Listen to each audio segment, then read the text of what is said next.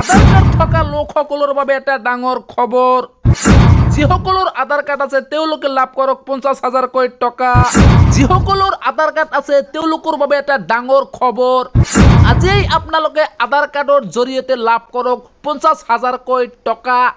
হিমন্ত চৰকাৰে আৰম্ভ কৰিছে এটা নতুন আঁচনি। যিসকলৰ আধাৰ কাৰ্ড আছে তেওঁলোকৰ বাবে এটা ডাঙৰ খবৰ। কেনেকুৱা কৰি আপোনালোকে লাভ কৰিব 50,000কৈ টকা, এখনলৈকে ভিডিঅ'টো চাব আপোনালোকে, নহ'লে বুজি নাপাব।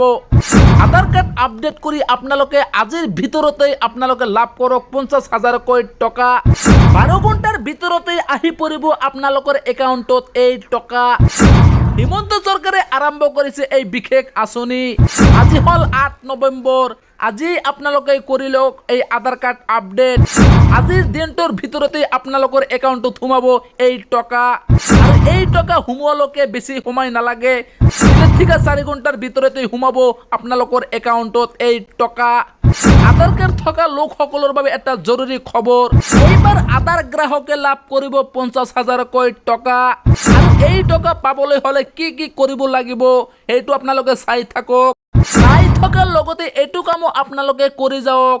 প্ৰথমে এটা কম্পিউটাৰৰ দোকানত যাওক আৰু তাৰ পৰা এটা ফৰ্ম কিনি লওক। ফৰ্মটো ফিলআপ কৰি আপোনালোকে সাবমিট কৰি দিয়ক।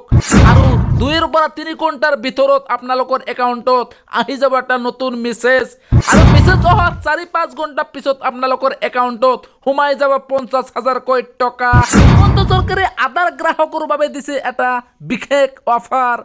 যিসকলৰ আধাৰ কাৰ্ড আছে তেওঁলোকৰ বাবে এই অফাৰ। আধাৰ কাৰ্ড থকা লোকসকলে আজি লাভ কৰক 50,000কৈ টকা। আৰু এই টকা ক'ৰ পৰা আহিব, কেনেকা কৰি আপোনালোকৰ একাউণ্টত সোমাব, তাৰ বাবে ভিডিঅ'টো শেষলৈকে চাওক। হিমন্ত চৰকাৰে ঘোষণা কৰিছে এক নতুন আঁচনি। আৰু এই আঁচনিৰ লগতে আপোনালোকে লাভ কৰিব 50,000কৈ টকা। প্ৰতিটো মাহতেই সোমাব আপোনালোকৰ একাউণ্টত এই টকা। আৰু এই টকা সোমোৱাৰ লগে লগে আপোনালোকে বহুত কিবা কিবি কৰি লওক। হিমন্ত চৰকাৰে এইবাৰ আৰম্ভ কৰিছে এক নতুন আঁচনি। 50,000 টকাৰ লগতে আপোনালোকৰ একাউণ্টত দিব আৰু 20,000কৈ টকা। আজি লাভ কৰক আপোনালোকে এই টকা।